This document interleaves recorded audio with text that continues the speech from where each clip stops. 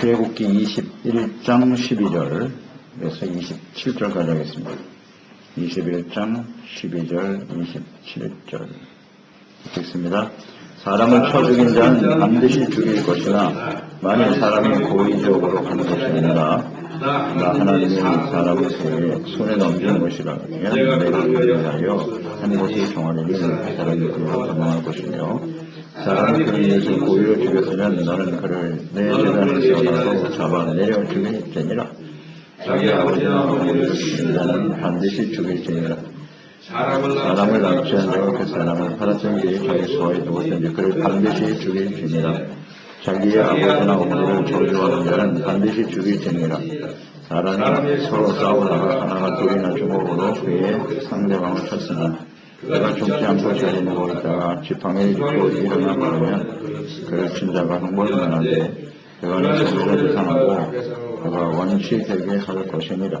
사람이 때로 그 전쟁과의 주종을 쳐서 당장의 주는 반드시 형벌을 받으려니와 그가 하루의 죄를 연명하면 형벌을 내가리니 그는 상대의 재산입니다.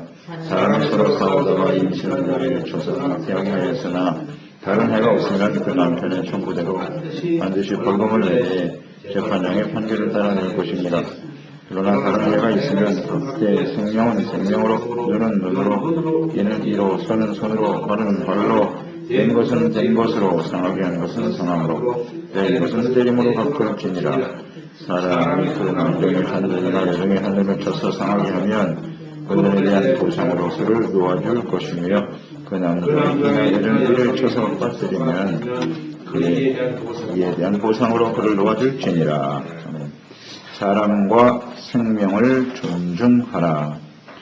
하나님의 백성들이 지켜야 할 계명, 그 10계명, 그것은 거룩한 하나님의 백성들이 반드시 지켜야 될 하나님의 명령이고요. 한마디로 말하면 거룩하고 의로운 삶이죠.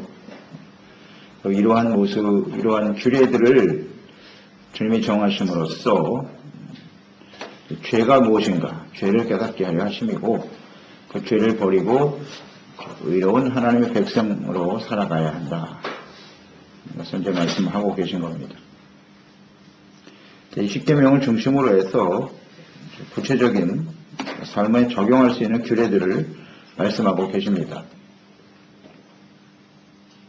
오늘 본문의 말씀 보면 6계명을 이제 적용하고 있는데요. 살인하지 말라 라는 말씀을 구체적으로 어떻게 적용해야 하는가. 12절 13절 말씀 보면 사람을 죽인 자는 반드시 죽여라 이렇게 되어 있습니다. 하지만 고의가 아닌 실수로 살인한 경우는 하나님이 정하신 곳에서 피할 수 있게 하셨다. 나중에 도피성 규례를 하나님이 주심으로써 살 수 있는 길을 열어주셨죠. 살인한 자는 사형에 해당한다. 이것은 생명이 소중하다는 겁니다. 생명의 주인이 하나님이시다. 그러니까 살인하지 말라고 하는 이 계명은 하나님의 백성이니까 사람의 생명은 하나님의 소유라는 것을 생각해야 한다는 것. 하나님이 주신 생명이다. 그래서 함부로 해서는 안 되는 거예요. 함부로 해서는. 이것은 하나님께 대한 도전이에요. 사람의 생명을 해야 하는 것은 생명의 주인인 하나님께 대한 도전이기 때문에 하나님께서는 반드시 사형에 해당한다 라고 말씀하고 계시고요. 이것은 빈부의 격차나 지위의 높고 낮은 것 상관이 없어요. 생명은 다 똑같이 존중되어야 함을 강조하고 계시는 거죠. 남의 생명을 함부로 대하면 자기도 그렇게 자기의 생명도 죽임을 당할 수밖에 없는 것이다. 그러니까 나의 생명이 소중하면 다른 사람의 생명도 소중하다. 이게 아주 근본적인 생각이죠. 하나님은 이 부분에 대해서 살인하는 것에 대해서는 용서가 없으시네요. 용서가 없습니다. 죽여야 된다는 거예요. 이게 아주 하나님의 법이네요. 그러니까 의도적인 살인 혹은 납치, 유괴 이게 다 죽음으로 대가를 치르라고 님께서 말씀하고 계십니다. 그만큼 이 사람들에게 생명을 대하는 태도는 아주 엄격하게 하나님이 정해놓으셨다는 거. 이 하나님의 뜻입니다. 마음속 깊이 생각해야 합니다. 예수님께서는 이 살인하지 말라는 규정을 더 구체적으로 세우셔서 사람 형제를 미워하거나 욕하거나 이것도 살인이라고 하셨거든요. 살인죄에 대한 하나님의 보응, 그래서 잘 염두에 둬야 돼요. 우리는 항상 남을 미워하고 형제를 욕하고 비방하는 거 굉장히 두려운 일입니다. 하나님께서도 살인은 살인으로 갚으라고 하셨잖아요. 굉장히 엄하게 다가오네요. 하나님은 사랑과 자비의 하나님이신데 웬만하면 용서를 해주실 것 같은데요. 이런 용서가 없습니다. 생명에 관한 일에 대해서는 절대 용서가 없다는 거. 15절 17절의 내용, 사형에 해당하는 죄에 대해서 나와 있죠. 부모를 치거나 저주하는 자는 반드시 죽여라 이렇게 되어 있네요. 부모에게 폭행을 당하는 자식들. 그 다음에 부모를 저주한다 그랬어요. 폭행과 저주가 같은 죄에 해당이 되네요. 때리거나 부모를 저주하거나. 이 저주라고 하는 말은 경히 여긴다는 뜻이고요. 욕한다, 비방하다 그런 뜻이네요. 부모에게 욕을 하거나 부모를 비방하거나 이 부모를 업신여기는 거죠. 이 경히 여기는 태도에서 나오는 건데 이게 다 사형에 해당하는 죄래요. 이건 아주 폐악입니다. 그래서 굉장히 중요한 문제죠. 중요한 문제. 엄하게 다루어야 한다는 거죠. 주님께서 이걸 엄하게 다루신 이유는 부모에 대한 자녀들의 태도, 이건 아주 절대적인 거라는 거예요. 그만큼 가정이 중요하죠. 가정에 부모를 공경하는 이 질서가 무너져 버리면, 가정이 바로 서지 못하면 어떤 사회와 공동체는 무너질 수밖에 없다는 거죠. 그만큼 하나님께서는 가정을 아주 귀하게 보시는 거예요. 가정이. 우리 사회 구성원의 가장 기초 단위가 가정인데 그 가정의 질서가 깨어지면 그 사회와 공동체가 무너지죠. 이런 패역한 자녀들이 이 사회에서 공동체에 도움을 줄 수 있느냐? 전혀 그렇지 못하죠. 사회에 많은 범죄가 일어나고 문제 청소년들도 생기고 그런데요. 결국 그 문제는 뭐냐면 가정의 문제예요. 그만큼 가정이 중요하다. 이것은 또 바로 연결해서 생각할 수 있는 것은 자녀가 이렇게 부모에게 폭행을 가하고 저주하고 욕을 하고 이 정도 되기까지는 또 부모의 책임도 있겠죠. 부모의 책임도 있어요. 세 사람은 골로새서의 말씀을 묵상했지만 자녀를 노엽게 하면 안 된다는 거죠. 노엽게 하지 말아라. 이건 부모의 책임도 사실 있는 거죠. 이 상황을 한번 잘 생각해 보세요. 부모에게 욕을 해야 되는 자식. 자기의 자식이 이 법에 의해서 돌에 맞아 죽는 상황을 한번 상상해 보세요. 그건 자식에게만 그런 형벌을 가하는 것이냐? 그 죽어가는 자식을 바라보는 부모에게는 더 큰 형벌인 거예요, 그게. 그렇지 않습니까? 자식이 돌 맞아 죽는 부모의 심정이 어떻겠어요? 그거는 부모에게도 엄청난 형벌이 가해지는 거예요. 그래서 이 두 가지를 생각해야 돼요.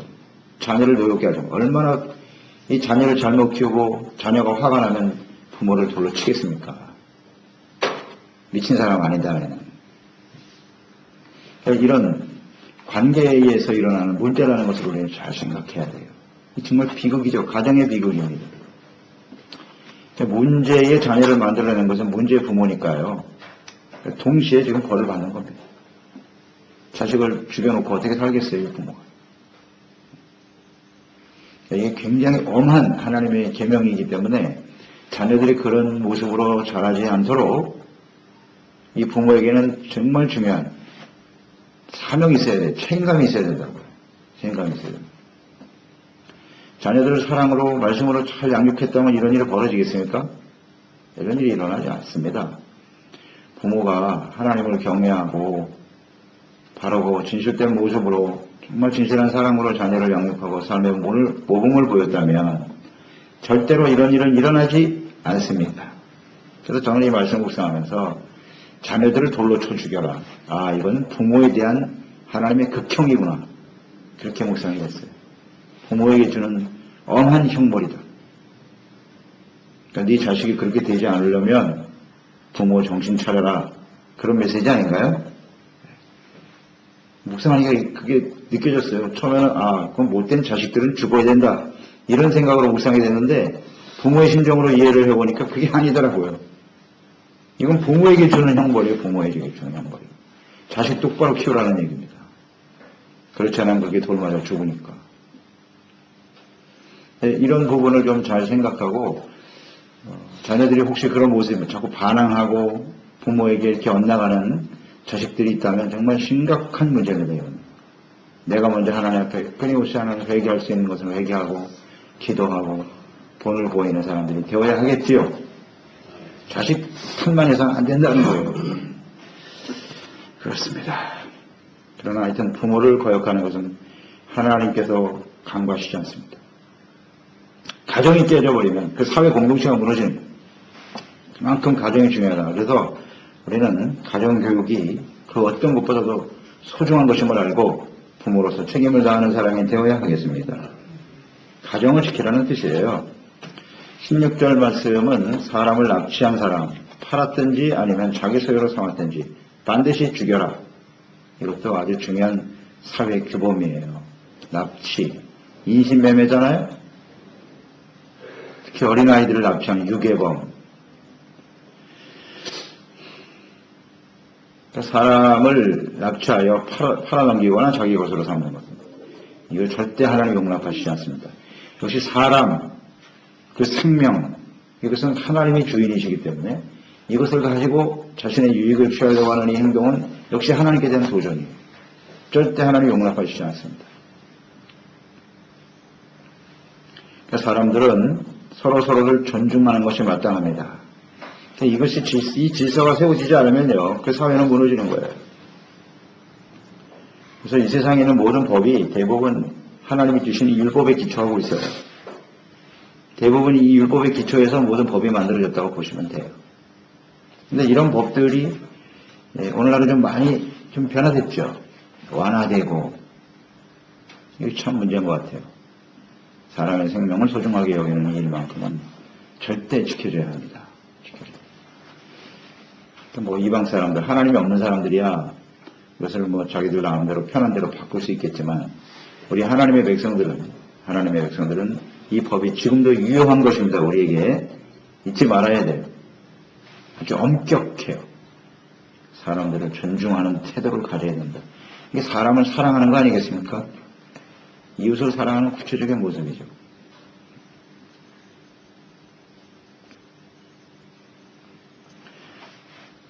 결국 남을 이렇게 납치해서 인신매매를 한다고 하는 건 다 욕심이잖아요. 자기 이익을 채우겠다는 건데 사람의 생명을 가지고 자신의 이익을 추구하는 태도. 이게 욕망이잖아요. 그리고 상대방을 쳐 죽이는 것은 분노죠. 이 분노를 다스리지 못하기 때문에 죽이는 거예요. 미움, 분노. 이거 절대 안 된다. 그 원인이 무엇인가를 잘 생각하고요. 그 원인 부분을 우리가 끊임없이 하나님 앞에 쳐서 복종시킬 수 있도록 해야 합니다. 이해하는 마음이 생기면 빨리 이것이 심각한 죄라는 사실을 알고 회개하고 내가 용서를 구해야 되는 것이고, 다른 사람이 어떻게 되든 나만 배우려면 되지. 이 욕망이 얼마나 심각한 죄인가를 알아야 된다는 거죠. 우리 마음속에는 욕망, 이런 분노 같은 것들이 다 육체의 일이라고 그랬잖아요. 육체의 땅의 지체라고 주님 말씀하고 계신데, 이런 것들을 우리가 잘 다스리지 못하면 이렇게 구체적인 삶의 죄악의 모습으로 나타날 수밖에 없다는 것. 그래서 우리는 좀 잘 생각해야겠습니다. 18절, 19절에는 서로 싸우다가 상해를 입힌 경우입니다. 가해자는 피해자에게 치료비와 그 기간 동안의 어떤 손해를 다 배상해야 한다. 어떻게 되는지 잘 살펴야 된다. 그래서 가해자를 일단 구금해 놓고 피해자가 다시 살아나느냐 아니면 죽느냐에 따라서 형벌이 달라지는 거예요. 죽는 경우는 살인에 해당하는 사형에 처하게 될 것이고요. 다시 살아나게 된다면 그 장애에 대한 배상을 다 해야 됩니다. 가해자가. 그렇습니다. 20절로 21절에 보면 주인이 종을 때린 경우입니다. 즉사하면 살인에 해당하는 형벌을 받게 됩니다. 그리고 하루 이틀 연명하다가 죽게 되면 형벌을 면제받을 수 있었다. 자, 이 규정을 보면 살인하지 말라고 하는 규정이 주인과 종의 관계도 적용이 된다는 거예요. 근데 이 규정이 어떻게 보면 주인이 종을 때린 경우인데 좀 약간 면제해 주는 것 같은 그런 모습이 있지 않습니까?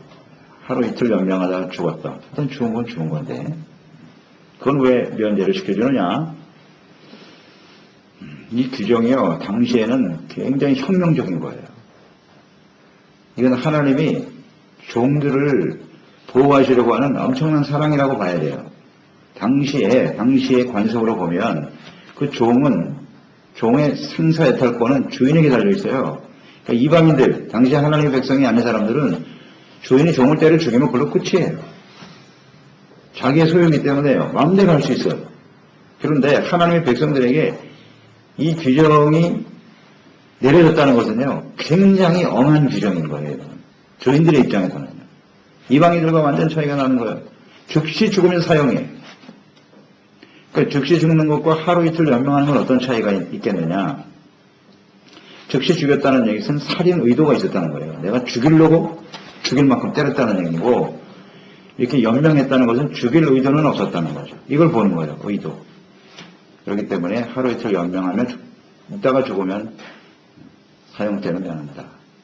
그런 뜻이죠. 이게 굉장히 엄한 규정입니다. 이 하나님의 백성들에게.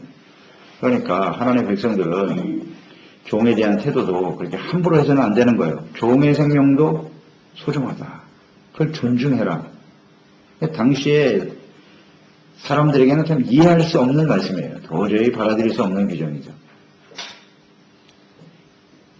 무슨 짐승 다루셨다고요, 종들을. 근데 그건 절대 안 된다는 거예요. 생명은 하나님이 주인이시기 때문이다. 이걸 아주 강조하고 있는 거죠. 그러니까 사람들을 잡아다가 노예로 팔고 참 심각한 일 아닙니까? 이게 우리 역사 속에 이루어져 왔잖아요. 그것도 하나님의 복음을 들고 간다고 하는 기독교 복음을 들고 들어간 사람들이 사람들을 잡아다 인신매매했잖아요. 다 종으로 삼고. 그러니 이 죄가 이게 얼마나 큰 죄입니까? 하나님 앞에 이 복음이 전파될 수가 있나? 그 복음을 다 받았잖아요. 역사를 보세요. 그렇게 악한 짓을 한 나라와 백성들이 어떻게 고통을 당하게 되었는가? 저는 그런 측면에서 한번 생각을 해봤어요. 선진국이 당한 그 하나님의 그 진노의 심판이 얼마나 큰지 말이에요. 보세요. 역사에 나와 있잖아요. 세계 1차 대전. 그게 다 어디서 일어났어요? 다 그런 죄를 짓기 때문에 하나님 앞에 큰 징계와 형벌로 나타나는 거예요. 그렇게 봅니다. 있을 수 없는 일이에요. 하나님이 절대 용납하시지 않는다는 거. 그래서 우리는 종이라도 그 생명까지도 하나님이 주인이라는 것을 좀 알고 함부로 대해서는 안 되는 거예요. 거룩한 하나님의 백성이 해야 될 일입니다. 22절, 25절의 내용은 임산부에게 부상을 입히고 낙태시켰을 때는 남편이 요구하는 그 보상금을 물어야 돼요. 물론 재판장이 있어서 보상금을 결정을 하겠지만 반드시 물어야 된다. 그러나 해를 입혔을 경우에를 이제 말씀하고 있죠. 너는 눈으로, 이는 이로 갚아라.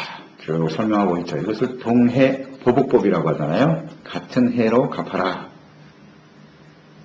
자, 이 동해 보복법 역시 하나님의 사랑에 기초한 것입니다. 사랑에 기초한 것이에요. 잘 아시죠? 이 말씀을 하시는 의미를. 그러니까 눈을 상하게 했을 때 상대방에게 똑같이 눈으로 갚으라는 거예요.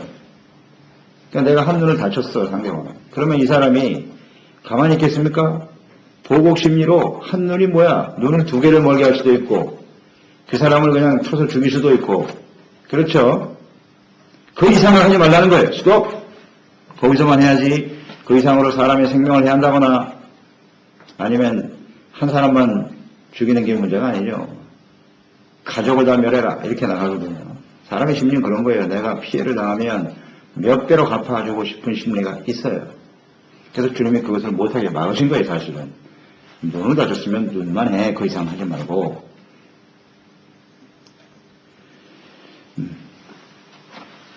이 법의 판결이라고 하는 것이 하나님의 판결은 모두에게 이게 공평하게 적용이 돼야 된다는 거예요. 이게 공평정대입니다. 그 이상을 하지 말라는 것이고 또 이런 문제도 있겠죠. 내가 눈을 상하게 됐는데 이 사람이 당한 사람이 좀 가난하고 가해자가 만약에 힘이 있어. 그래서 내가 상대방의 눈을 상했으니까 나도 똑같이 눈을 상해야 되는데 이 사람이 돈이 많으니까 돈으로 해결한다거나 그걸 하지 말라는 거예요. 그것도 못하게 하는 거예요. 그럴 수 없다는 거예요. 면제받거나 다른 방도로 대체하는 것을 허락지 않으셨다. 즉 과도한 보복도 안 되고 내가 상대방에게 피해를 주고 다른 방법으로 해결하려는 것도 안 된다는 거예요. 그게 바로 동해보복법에 나타난 하나님의 뜻이에요. 이게 다 상대에 대한 상대를 존중하려고 하는 그런 마음을 가지라는 거예요. 상대방에게 해를 가했을 때 그 해가 나에게 동일하게 다가온다는 거 잊지 말아야죠. 결국 보복하려고 하는 이런 마음을 가졌어도 안 되고요. 상대방에게 해를 끼친다고 하는 것 그리고 자기는 잘 살 수 있다.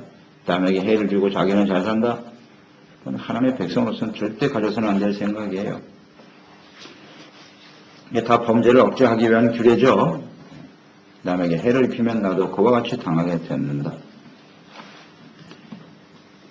26절, 27절이죠. 종에게 상해를 입혔을 경우에 어떻게 해야 되느냐. 눈과 이를 상하게 했을 때 이렇게 예를 드셨네요. 눈을 쳐서 상하게 하면 불을 놓아주어라 그랬어요. 이를 상하게 하면